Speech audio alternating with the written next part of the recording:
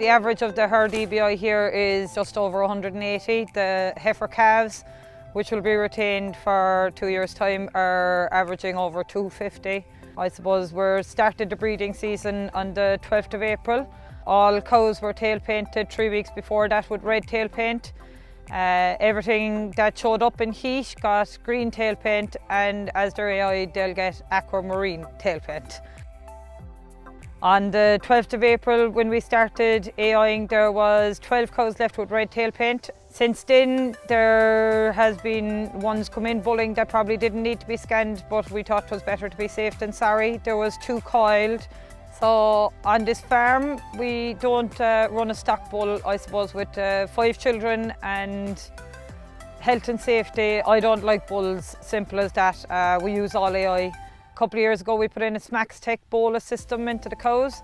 So I get alerts from that for animals going in heat or sickness or anything like that. So I suppose in the first 3 weeks, we generally AI once a day. If there's a good number of cows going in the morning, we will AI them that evening, but as a general rule of thumb, it is once a day. Cows, after they stop standing heat, get the tail paint straight away. So every day, any cow that is without tail paint on any given day needs to be served.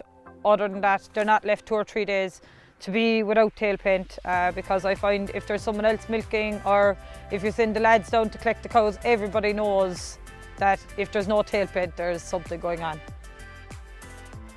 On this farm, we're 100% AI. The cows last year done 515 kilos of milk solids. The target is 550 from a predominantly grass-based diet. We feed maize in the spring, I suppose, to try and keep the energy levels up and to get the best out of the cow at that time of the year. The only way forward, I suppose, is to try and bring up the fat and protein another bit. The litres I'm very happy with. Generally, I try not to go above plus 100 kilos in milk, because we have enough milk. I use high milk sex semen on some of the Jersey crosses to bring a bit of milk back into them. We have 15 heifer calves that go to my father's place for rearing, and they're AI'd by James over there. When I go to pick bulls, I pick all pedigree. I find that you're going to definitely have good udders, good strong feet, legs. You can see the production of the dams before it. I suppose my decision is heavily weighted on composition. Definitely plus 0.1 in protein and 0.15, 0.2 in fat. Our 6-week calving rate last year was 88, this year it was 91. That wouldn't mean to say that we're absolutely excellent and have serious fertility. It means that we sell off the late calvers. We try and get everything out of here with a value, so if we held on to everything, we would still have the April calvers. But we try and keep things as compact as possible.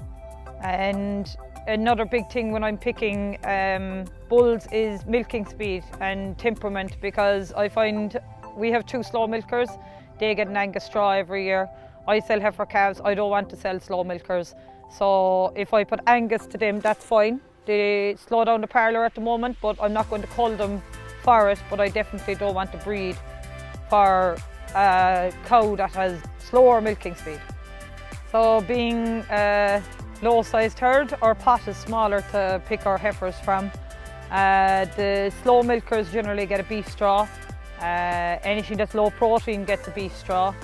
And from that then, anything that's born is, I suppose, has good genetic merit to either for us to keep or for us to sell. We can stand over them. I don't want to be selling stock that have problems, and I don't believe that you should get a name for selling stock that have problems.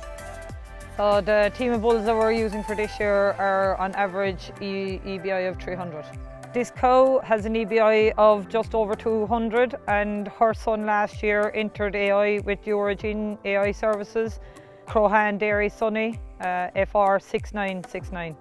He has an EBI today of 289.